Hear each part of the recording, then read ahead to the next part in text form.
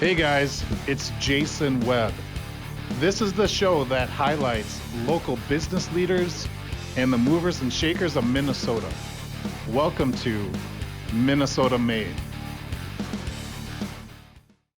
All right, guys, welcome to a new episode of Minnesota Made. I'm sitting here at 401 Manufacturing, and we're in Anoka or Ramsey? Ramsey.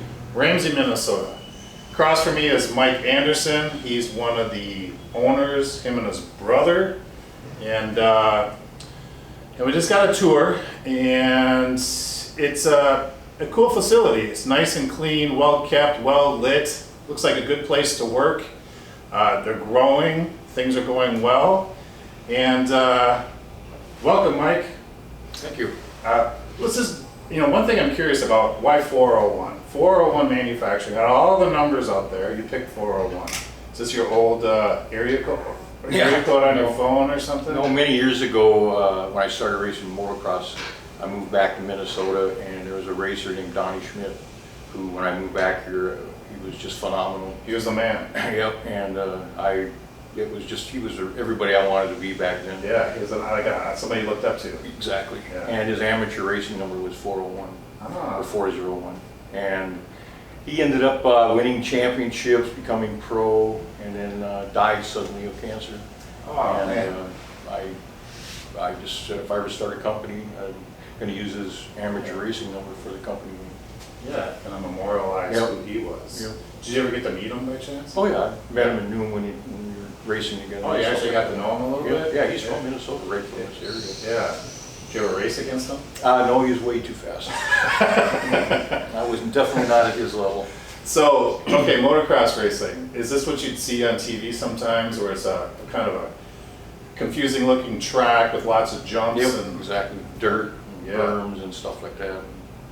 How are your ankles doing, man? My ankles are fine. There's a lot of other parts of my body that are not. Especially when you get older, you start paying the price. Yeah. I always tell them you're going to pay the price when you get older, and when I got older, I found out they're right.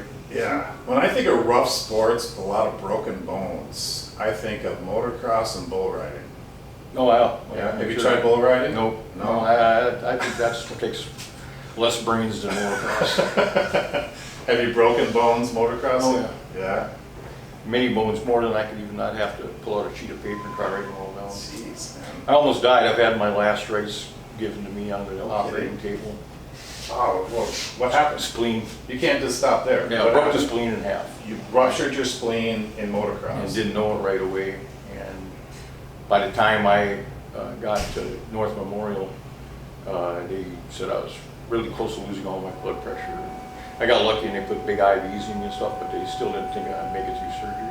So were you just bleeding out internally? Well, basically? they said I had 80% of my blood that went into my abdomen area. And whatever they put into the IVs was keeping my blood pressure up. And they suggested that if I wanted to do my last race before surgery. Oh, man. How old were you? I can still remember it. I think it was about 25, 26. Made it out of it. What was the crash? Do you remember the crash? Yeah, I was practicing, and we were practicing some double and triple jumps. Yeah. And I was hitting them just fine, and a friend of mine said, well, you need to do a little bit differently. And he was faster than I was, so I took his advice and came up short. So when I came up short, I hit the ground so hard, it split my spleen in half. Just the impact. Just the impact, yeah. Wow. And my wrists, I came up short again once and turned both my hands into flippers. Oh, They so both you're folded here. straight back like this. Ah. Yeah, when you look down and you see both of your hands folded backwards, you go into shock. Yeah, just pass out. Yeah. I didn't pass out, but everybody's voice started, you always see it on TV, it all starts talking slow. Yeah. So I got fixed also. Man. So yeah, I've been hurt before. I guess. Right after today, after work, I'm going up to Moore though, and going back out on the track again. Really? Yeah, I started racing again this year. Man. Took 10 years off because I didn't want to endanger the company, but now I can. Whatever. Yeah. Yeah, whatever. Get old, you don't care anymore. Has your brother raced too when No. he was younger? No? No. No. That was No, and he doesn't like it that I race. No. Yeah. is that? There is a life insurance policy that your brother should, oh, key employee policy. We have. Okay, all right, good. We Well, I have wish that you the for luck, sure. man. I know it's hard to give up those things that you really love, Right. you know, when you're passionate about it like that. I'm 58, so time's running out. I figure I better Yeah, now get or some more never. years in you. Yeah. Well, good for you. So, what was the name of the racer again? 401? It's attached to 401? 4-1 Manufacturing, Yeah. Donnie Schmidt, that was Donnie his amateur Schmidt. racing number Okay. in Minnesota. Donnie Schmidt. All right, so you and your brother come up with this idea. It's like, let's open a manufacturing. Would you call this fall under like a machine shop, or what do you call this? I would call it a CNC machine shop. There's CNC. such a variety of different machine shops out there, Yeah. and we are almost all, I shouldn't say almost, we are all CNC Swiss, CNC mills, CNC lathes. So you and your brother one day sitting around and you're like, let's open up a CNC machine shop. Seems like a great idea. Or how did this come about? I was running a different manufacturing company at this time over Brooklyn Park, and my brothers and I, they all worked for me there. Okay. And it was getting to the point where I was going to start a company or become owner of the company I was working for. Okay. It just ended up that I decided to start another company. Yeah. And I purchased a couple machines, put them in a small bay. And Steve was still working for the company that I was running before. And everything was going good. Got to the point where we need more employees, and Steve decided that he was going to quit and come on board. And that's when we took the machine out of his garage, put it in our shop, and just started going from there. Interesting. You know, I have two boys. They're a year apart. Are you guys close in age? A little under 2 years. Oh yeah, that's close. I have two boys that are 13 months apart. They're best buddies. I mean, they fight every now and then, but it's pretty minor stuff. The thought of my two boys starting a business together sounds, I mean, pretty awesome. I mean, I would be a proud dad for sure. What was the relationship like with you and your brother growing up? Were you guys close? We were real close, to the point where we got too close and beat each other up quite a bit. Talking about fights, Yeah. a lot of bloody fights went on. when we Oh, were- really? Closed fists and like, Oh, yeah. let's duke it out kind of fights? Yep. All right, yeah, my boys don't do that. They wrestle around and no punches to the face. Yeah, times were different way back then. Yeah. I would hold him on the ground and wait for him to calm down, because I knew when he got up, he was going to start swinging. Oh, that's my Jackson. Yeah. Yeah, Tyson will hold Jackson down and. So then he'd get up swinging, he'd hit Yeah. the nose, and then start all over again. I can just see it, man. My brothers and sisters would go around with, acting like they're filming it with a camera. And, Oh, perfect. yeah. So you're close growing up, but you've gotten some scraps. And what's the relationship now in the business? You Right guys now, get it's along well? probably better than it ever has been. Yeah. It started out kind of rough because there was a lot of stress, and Steve hadn't really been in management or anything like that before, so things really got to him. You know, Telling employees what to do and. yeah, back the in stress way. of owning a business and Okay. dealing with customers and all that kind of stuff. Yeah. And you're laying it all on the line when you start a business. Yeah, a lot of risk. Yeah, a lot of risk and pressure.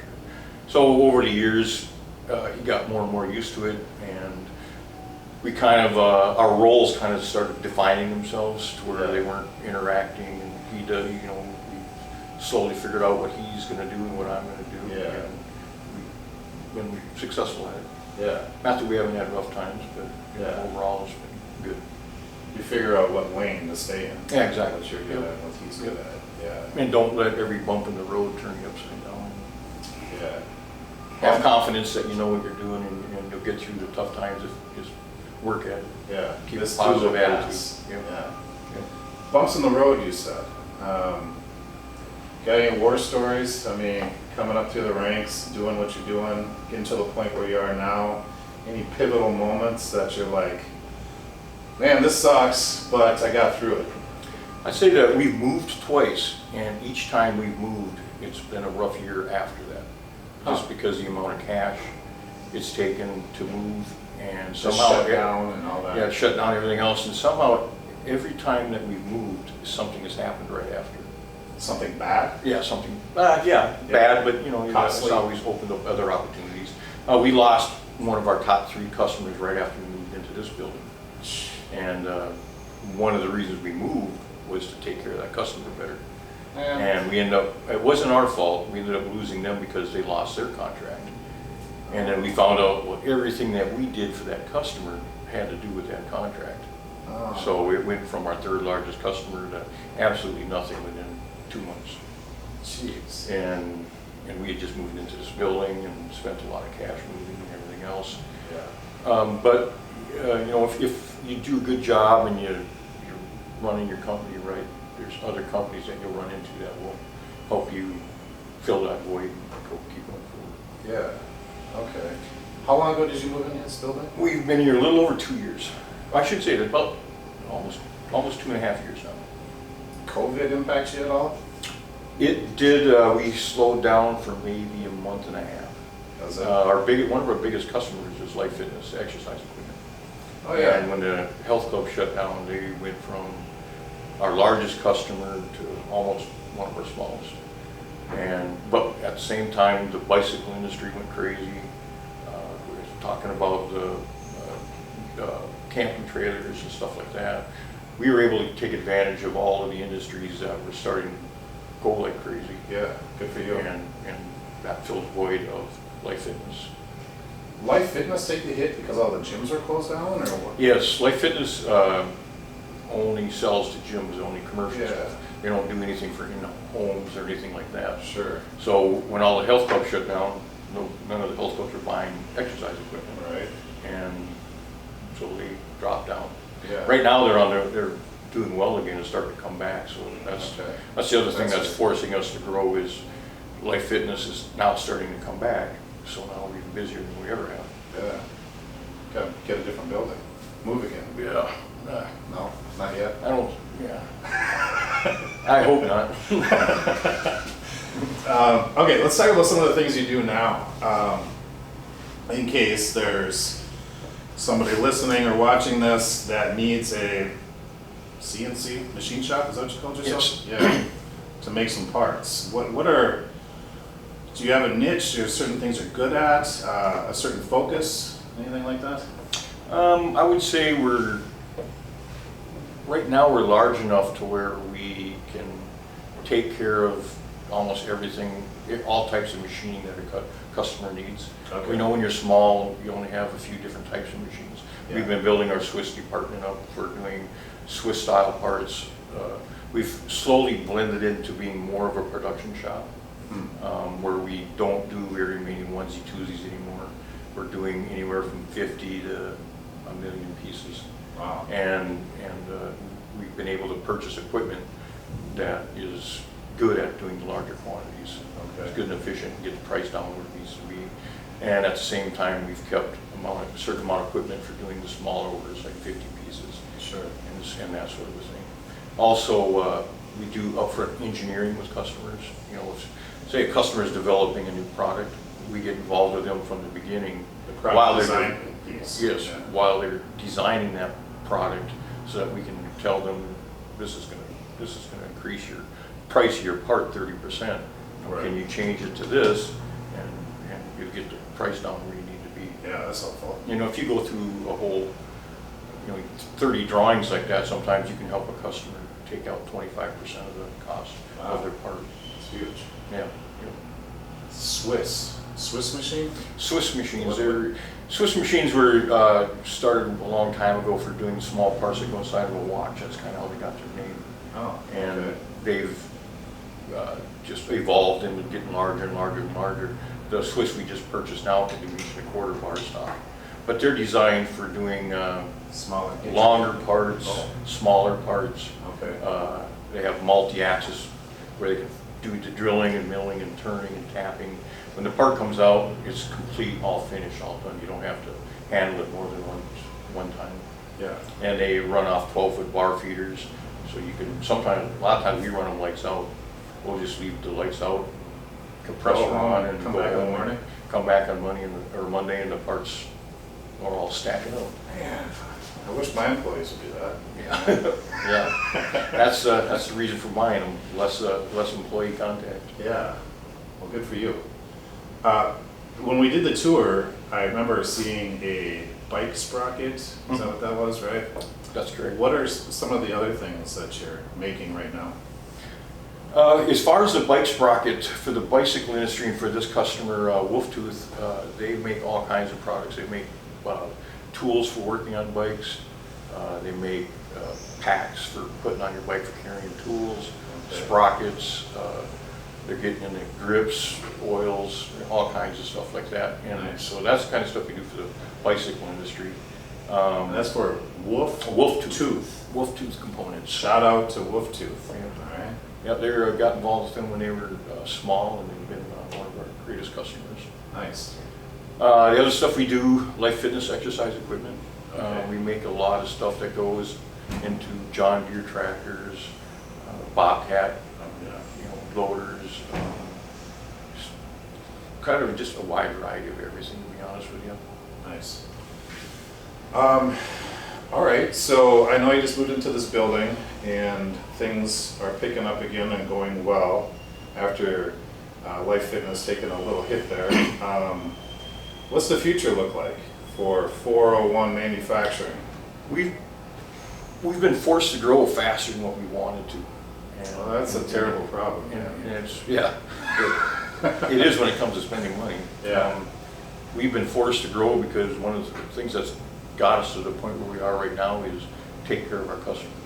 Okay. And our customers are, with everything being so busy in manufacturing right now, finding employees is so tough. Yeah. Our customers are finding it harder and harder to get products, not only from us, but from other machine shops. Yeah. So, and to a point where it's getting to be a real serious problem, where we're shutting down production lines and that sort of thing. And we've always had a state of mind that, we need to grow, we grow. We have to keep getting our customers' products. So within the last 7 months, we've purchased 7 machines. And Wow, that's- they're not cheap. No, the cheapest one we've purchased is, I think, $110,000. And you purchased 7 in 7 months. 7 in 7 months. The most expensive was $285,000. Wow. And how about hiring? You've been hiring a lot of people too? We've been hiring as many people as we can get our hands on. So, what do you contribute the employee shortage to? Is it people sitting home on unemployment right now? That's what it is. We've talked to a lot of them. We've actually had some people start working for us 2 days later. They give me a call, they say, I just got notice in the mail, I get 6 months more of unemployment.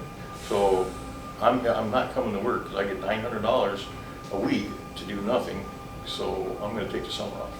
And we've actually, I have email I could even show you of people sending me emails. Yeah. I told them, I said, you probably shouldn't write that in an email. You send this unemployment to the end of your- Yeah, right. But yeah, that's been the main reason is people just aren't making too much money staying home. You should send that email to Biden and ask Yeah. him what's up. Yeah. Yeah, fix this. Thought about it. Not sure if anything would happen, but No, probably not. no.